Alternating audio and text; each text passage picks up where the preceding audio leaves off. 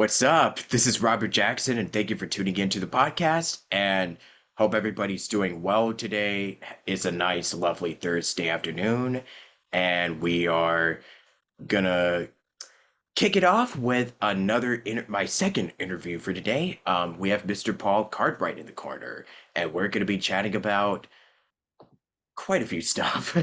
Oh, It's gonna be pretty interesting. So, Paul, how are you doing, my good sir? I'm great. Today has been a wonderful day, so I can't complain. Yeah, totally. So I guess we're just sitting down having like a virtual like cup of coffee or water drinks just to keep ourselves hydrated because we're approach it's summertime, like we're about to it's gonna get pretty hot. So gotta make sure that our voices and our bodies are nice, cool, and taking care of ourselves.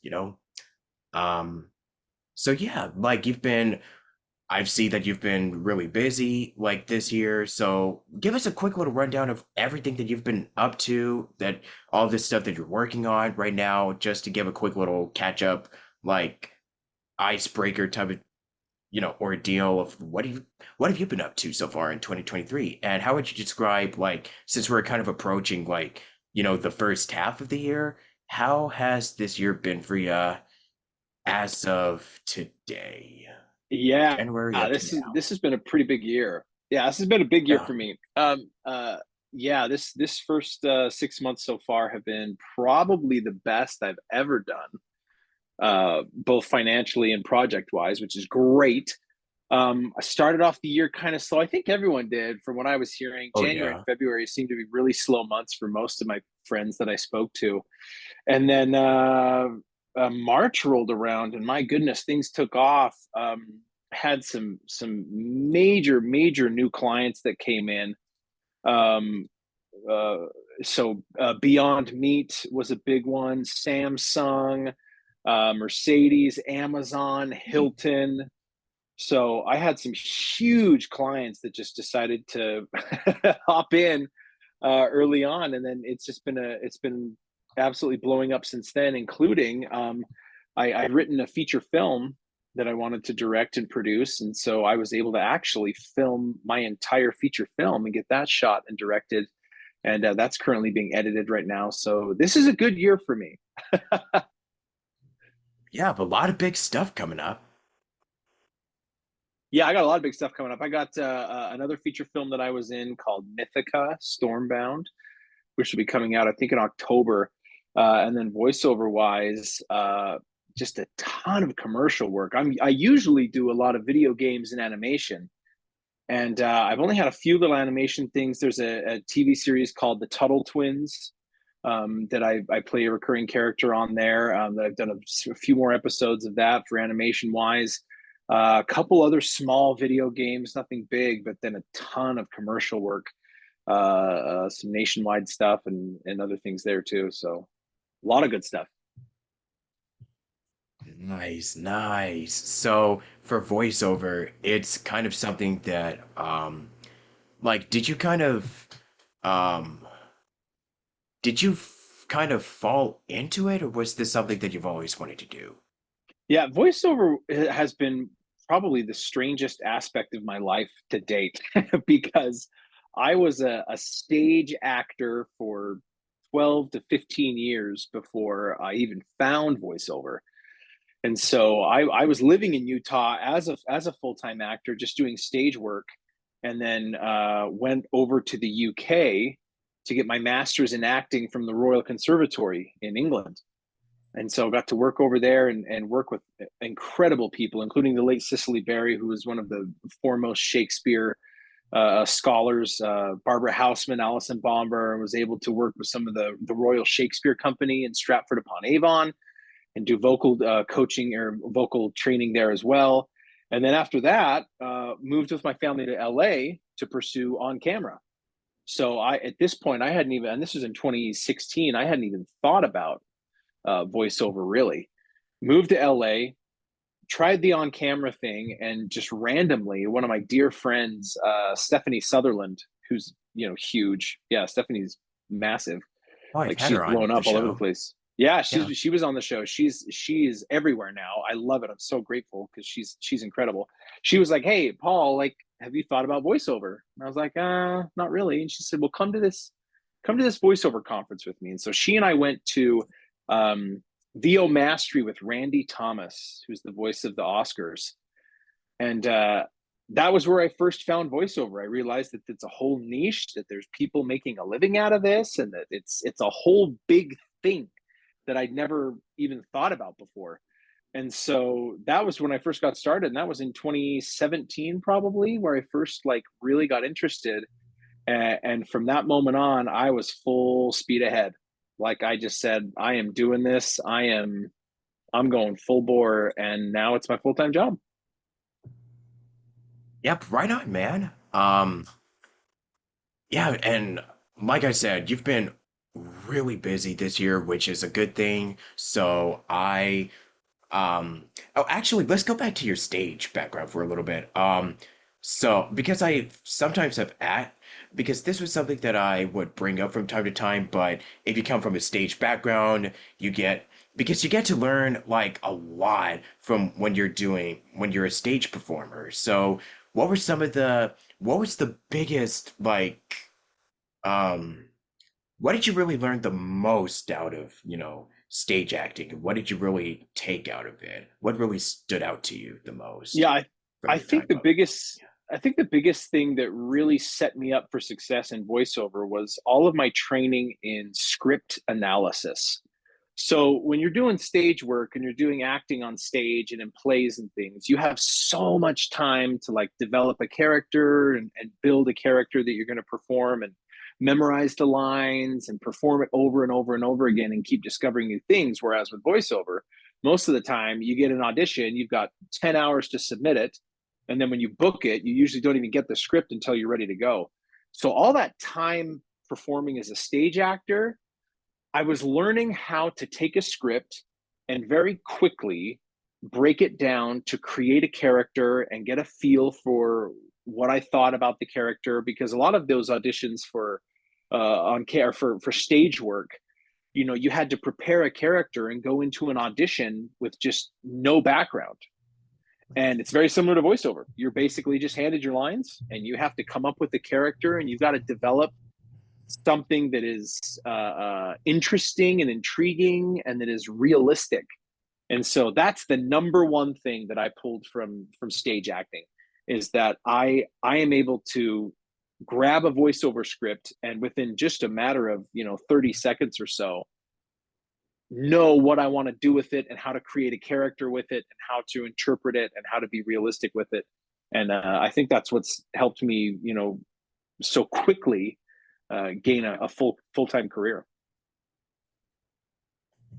Um, yeah, that is pretty much like um when I've had previous I've had a lot of guests on the show. And they kind of it's kind of like because everybody has a different background, but a lot like so many actors do have a stage background, and then they kind of um voiceover was not really something that like, or maybe they grew up watching cartoons, or like if it was like, I don't know, anime or anything that kind of like um yeah, they've had the experience, and then it's usually by word of mouth referral, and it's just it kind of it depends on person to person, but I think the one thing that is really consistent and is very like, that is the key here. It's having the passion and the persistence and and just the sheer love of it. That's pretty much the main consistent thing that you know, that is very much inside all of us. We all have a loved, you know, and just this obsession for it. So I think that's kind of like how we sort of, started falling in love with it. And, we're still working hard and, putting in the hours and the work. And, we're here, we're still here. And we're kind of just keep on, even though it gets difficult and hard at times. Oh yeah. So, yeah, that's actually what I wanted to ask you. So with everything that you're doing, how do you, let me see. I know there's talks about work-life balance. So, what's your day-to-day routine? How do you set up your schedule and, discipline? And what is your like, Yeah. um, how do you mainly keep on track with, the list of, your to-do list or whatever you have to do, like get done, Yeah. with, My stuff with your career? my schedule's a bit different than it was even just a couple of years ago, because when I first started out, there was a lot of me trying to figure out the industry and figure out how to get clients and how to market and how to get my name out there. And eventually what happened over time is I was able to find a way to have my agents do a lot of the work for me, in terms of I had established myself with a lot of casting directors, with a lot of people in the industry who knew me and had worked with me, so that when my agents would give me breakdowns and auditions for those casting directors, they already had a relationship with me. So I'm at a point now where I don't spend a lot of time marketing, because I've already built enough relationships and have enough auditions and bookings coming in that I don't have time to be sending out emails all the time to potential clients. Maybe if I took some extra time to do that, I could bring in some extra money. But at this point, I am loving the fact that I spend about 2.5 hours in the booth a day. And then everything outside of that is networking, is working on film or other passion projects, spending time with my family, and working on other things. Because the reality is there is no consistent day. Like, every day is different. There's some days where I've got a 4 hour video game session, and so that takes up the whole day. And then after those 4 hours, I've got to go back in the booth for 2 hours of auditions. So that's a 6 hour day in the booth. That's not typical, but sometimes it happens. But then other days, I hop in the booth, I do an hour and a half of auditions, I do two 30-minute, 40-minute bookings. And then the rest of the time, I'm networking, I'm responding to emails, I'm doing workshops, I'm doing interviews, I'm doing anything else that comes along with that. So I wish I could say there's a consistent, like, typical day, but there's just not. There's no typical days in this industry. Oh, for sure. Like, I know that we were corresponding and you were directing a film. Yeah, I just wanted to talk to you about that. Yeah, So, directing a just film. share. Yeah. Yeah, directing a film is an interesting experience because, especially being my first feature film that I've directed, I don't have a lot of experience. I Nice. don't have a lot to Congratulations, by to. the way. Oh, thank you. Yeah, I there's not a lot to work with other than what I know from the film industry. And so it was my goal right from the get-go to bring on people who knew what they were doing and who were professionals in their area, so that I didn't have to worry about that, because I didn't have the mental capacity to worry about that. So the person who was the DP and the cinematographer, I knew their abilities and knew how good they were, and I trusted that I could let them do their thing and I wouldn't have to worry about it. And that was the same for every key department, for lighting, for sound, for wardrobe, for set deck, for all these other things. So I could just say, here's my idea, here's my vision, go make that happen. And they go, oh, yeah, I know how to do that. So then they'd go make it happen. And then on the day, I would basically just say, here's how I want the framing to look like. Here's what I want the scene to look like. And then I'll go, okay, well, if we do this and change this and fix this and alter this, it'll look even better. And I go, great, do that. So bringing on people who are more expertise, bringing on people who know more, bringing on people who you trust to do their work just makes your job as a director 100 times easier. And actors who know what they're doing as well, actors who you trust and who you don't have to spend the whole time giving them feedback and telling them how their performance is, and not having to do that makes my job easier. Oh, for sure. Yeah, so I also wanted to, yeah, there's so much that we could go off of here. Like, having a being in the booth for like 6 hours, and especially like I know, like I said, the summertime is coming up, so it's gonna be pretty hot and sweaty of having to do those, long sessions and whatnot. Um, I'm kind of curious. Like, have you picked up anything like, what have you mainly been dabbling into, like outside of VO as of late? Yeah. So I have been Because I know doing a you've been lot of, directing and you've been doing yep, voice acting, but what else have you been, up to as of late? a lot of Just on the on side. camera stuff. So Yeah. acting in films. Oh yeah. I just finished shooting a feature film that I was a lead in, that's coming out in October. I finished another feature film that'll come out next summer. I just was cast in a TV series as one of the leads that's going to start shooting in August. So on camera acting has kind of exploded recently, along with the directing, which has been really fun. So a lot of films, which was kind of the whole reason why I went to LA in the first place, was to do on camera acting, and then found voiceover. But I don't think I'm ever going to give up on camera, even though voiceover right now pays the bills and is my full time work. I don't think I'm ever going to give up my on camera stuff. So I've got an agent in LA and in Utah who are both sending me auditions for on camera stuff, as well as all my other agents and manager who send me VO stuff. So yeah, it's a busy life, but one that also provides a way that I can spend as much time as possible with my family. So I absolutely love it. Oh yeah, gotta get that family time.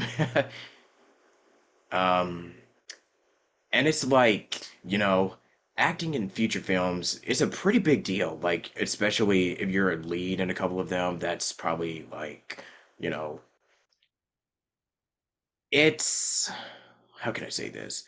Like, I know working on TV and working in film is definitely like, um, there's like, I know in voiceover, there's like a lot of, uh, because you can be anybody. Like, um, if you're behind the booth, then you could play like a goblin or a monster or what have you. But in feature films, it's like, um, performing in movies is definitely a lot different than if you're doing a TV show, and especially if you're doing VO. So, what are the main Oh yeah, differences of like, at least in your yeah, experience of acting and, so many different fields of the entertainment industry?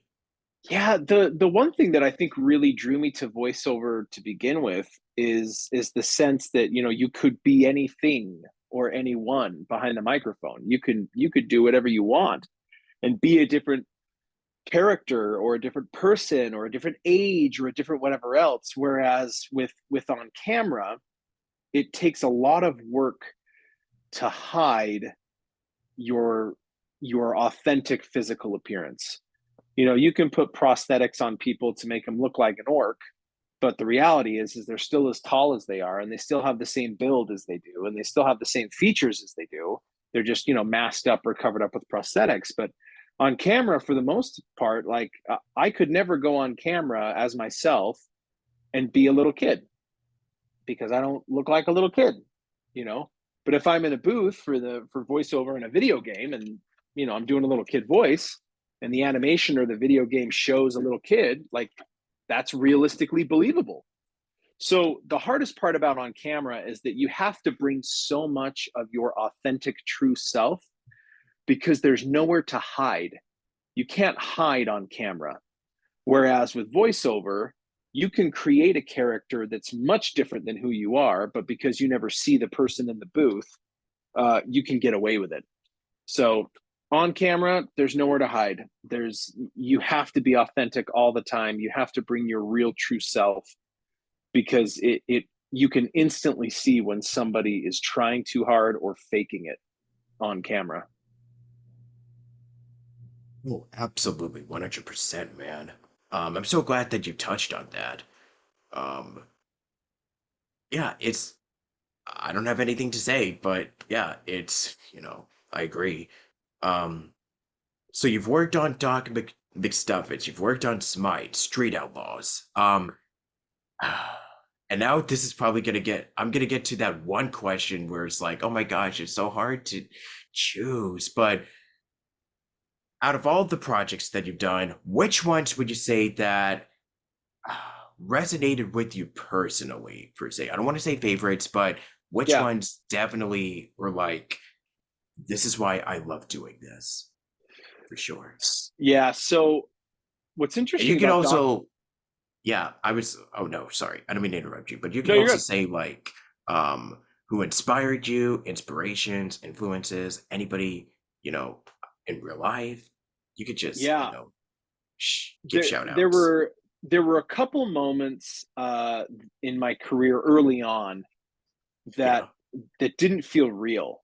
It felt like there's no way this is really happening. The first was when I signed my contract with Atlas Talent in New York, or in LA. And I was in LA sitting there signing my paperwork, and Jim Cummins walked in the door. And he walked in and started chatting with my agent, who is now my agent, like that. We had the same agent all of a sudden. And I just remember thinking, like, how is this real? Like, I'm in the same room with Jim Cummins right now, and he's just in there talking with my agent, who's my agent. Like, this is the strangest. It was such a surreal, crazy experience for me, that was my life at the moment. So that was the first moment that I was like, holy cow, what is happening here? This is real life. And then the second moment that was really big for me was on Doc McStuffins. When I first got there, it was my first big Disney project. And I was so new to the voiceover world that I didn't know a lot of the big name people. So I show up to the studio and I walk in, and Maria Estrada was the casting director. Maria Estrada has directed most all of the big things you've seen Disney animation do. Like, she is a heavyweight. And I had no idea who she was. Like, I knew that she was the casting director, but, and I walk in and she's standing there talking to this younger woman, and I just said, hey, hi, I'm here. She said, Paul, so good to meet you. I was like, this is going to be your daughter for the day, and I said, great. And I had a little conversation with this other person, and the woman just told me, this is Kari. I said, hi, Kari. I was chatting with her and whatnot, and had a little conversation. And then she had just finished the daughter lines and she left. And I went in and did all the lines as the father, and did this episode, and then went home. And later, after the episode came out, I realized that was Kari Walgren, who was playing my daughter. And I was just having this conversation with Kari Walgren and Maria Estrada, not knowing anything about who these people were. And looking back then going, whoa, oh my word, that that was quite an experience. And I had no idea at the time who I was talking to. But those are two experiences that I was like, I'm in a different place now. This is a whole new level. Yeah, totally. Like Jim Cummings and Kari Walgren have definitely been around for like so long. I could just go on about Yeah, how yeah. I mean I could just say the same thing about everybody who works like particularly like everywhere, but like especially in LA. Like you have a lot of the big some of the definitely some of the nicest people and but they sure are really talented, you know what I Oh mean? yeah. And it's like, the work kind of really speaks for itself, Oh it yeah, really and does. you have people out there who are so warm and genuine and kind. Oh yeah. Jordan Reynolds and Mara Juno are two of the most incredible people who just took me under their wing and were like, "Hey, like, let's be friends." And they didn't need to do that. And Jordan and Mara are just huge right now. I mean, Mara has voiced everything you've ever thought of. Mara's been the voice for it. Just the most incredibly kind people. Dustin Rubin, another one, who friended me at my first voiceover event, and he and I still talk to this day about sports and anything else. Like, incredibly talented, amazing people who are so kind, so giving, like, so out of this world talented. Matt Mercer, another one, Oh who my God. he yeah, Matt Mercer and I just filmed this Mythica film that I was doing, and Matt was the kindest, most warm, welcoming person who had no idea how bad I was fan geeking about him while we were chatting, and to see that there are people in the industry because I have no intention to be, nor ever I will be at that level, of Matt Mercer and Jim Cummins and Kari Walgren.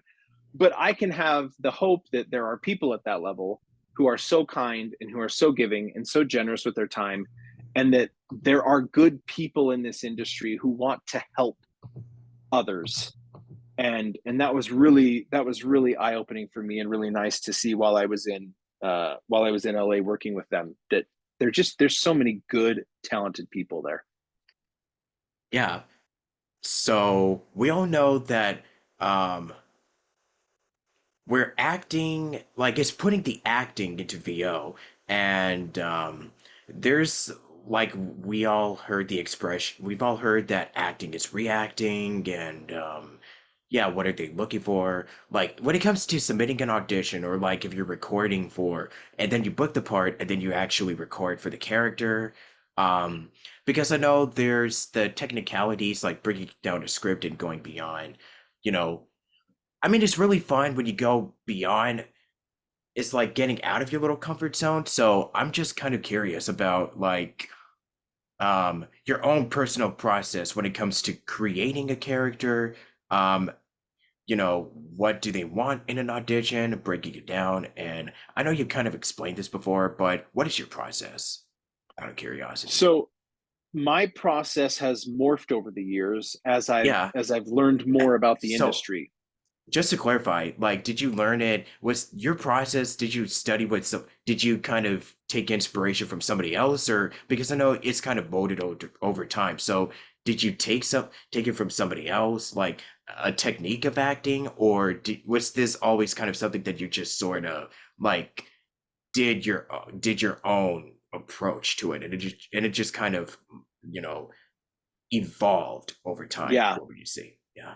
Would you say Yeah, I that think is it I think my training in the UK training? taught Yeah. me how important it is to have an understanding of character and building a character. But when I started in voiceover, it took me like a year and a half to figure out how to do character work for voiceover. And the things that stayed the same is that there are no rules for auditions. This is my opinion. This is no doctrine. This is no, this is how it is. This is my approach. My approach is I don't put boundaries or rules on any of my auditions, especially for character work and animation and video games.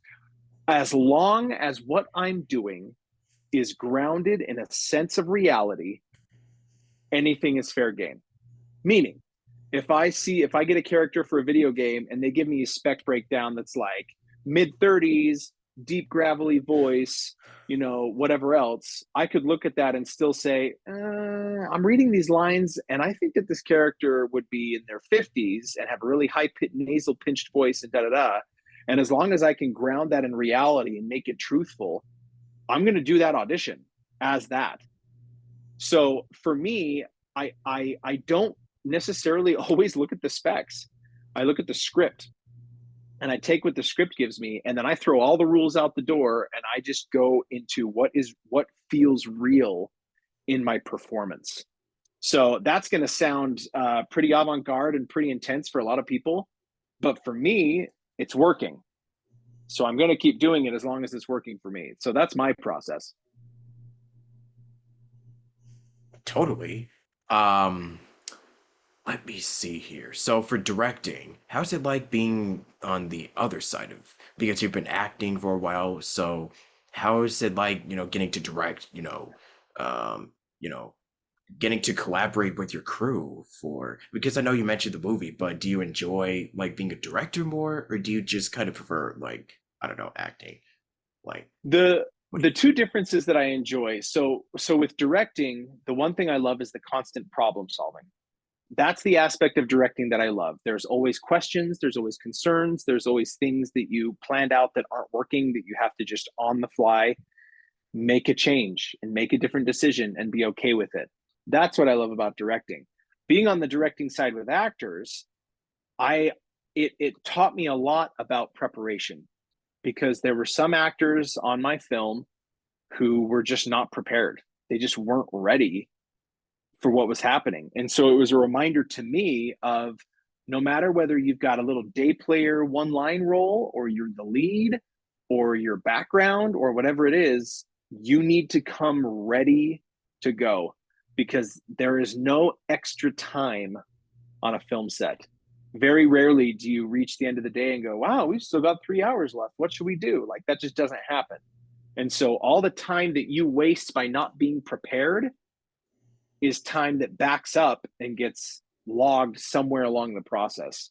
So being fully prepared and ready to go, so that when the director says, okay, it's your turn, here we go, and action, you deliver and you get it done properly. Directors will bring you back over and over and over and over again if you can deliver that. And I saw that as a director. I recognized, I'm going to work with that actor again. I'm going to work with that actress. I'm going to work with that actress. I'm going to work with that actor, because they were ready to go when it was time to go. So that's a huge lesson I learned being a director. Yeah. Let me see. Anything else that you want to share? Like, um, I know there's a lot Um, that is kind of under NDA, so what can you talk about at the mhm. moment? Yeah. Yeah, it's always the question of what can I talk about. Um, ba, ba, ba. Let me see. There was, I know I can do this. I always have to pull up my list of jobs that I've done because I always forget Gosh. things. Um, oh, I just got to work on a super fun video game. There's a brand new Deal or No Deal video game coming out that I got to be the announcer for, which is going to be a blast. Um, I can't tell you what, but I can tell you I just did a huge commercial for Anheuser-Busch, which is going to be big since they own basically the world. Um, there's a few more episodes of Tuttle Twins that will be coming out soon that you're all going to want to watch because they are hilarious. Um, I'm looking at this list, and I think that's the only thing I can talk about. Okay. Oh, Yeah. What last bit of advice then you want to leave us out on? so I would say this: wherever you are in your journey, recognize that your journey is unique to you. Don't compare yourself with anyone else. Don't compare your journey with anyone else's journey. And recognize that fear is only a feeling. You get to choose what you do with that feeling. So whether you decide to use that as motivation, or whether that paralyzes you into not being able to perform, you get to choose how you respond. Thank you for that. So, where can people follow you? Like, they can check out your stuff. Like, where can we? Yeah. So my Yeah. website is paulcartwrightvo.com. That's got all my demos and some of the things I'm working on. You can also follow me on Insta, Twitter, and Facebook at Paul T Cartwright. You can follow me all there and see the journey that we're going on together.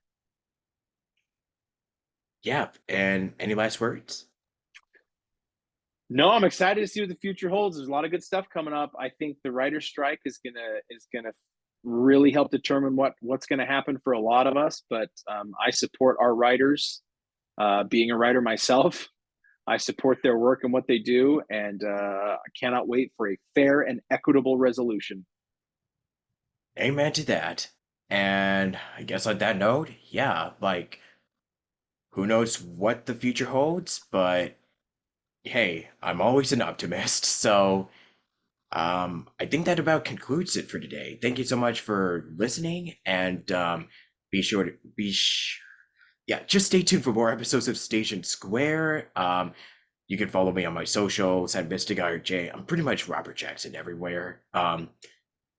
And it'll be in the description. But yeah, I hope everybody in has a good one and have a good weekend. Happy 4th of July. And until then,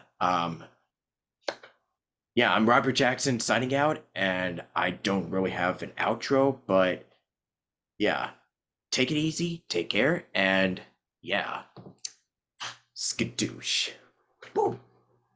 Bye.